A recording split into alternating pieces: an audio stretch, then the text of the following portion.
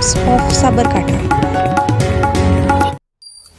રાજ્ય ચૂંટણી પંચ દ્વારા રાજ્યની તાલુકા અને જિલ્લા પંચાયતની ચૂંટણી જાહેર કર્યા બાદ સાબરકાંઠા જિલ્લાના ખેડબ્રહ્મા તાલુકા પંચાયતની 20 બેઠકો માટે 2 દિવસમાં 95 ફોર્મ વિતરણ કરાયા હતા, જ્યારે એક ફોર્મ ભરીને પરત આવ્યું હતું। એ જ રીતે પોશીના તાલુકા પંચાયતની 20 બેઠકો માટે 2 દિવસમાં 142 ફોર્મનું વિતરણ કરાયું હતું, જ્યારે હજુ સુધી કોઈ ઉમેદવારે ફોર્મ ભર્યું નથી।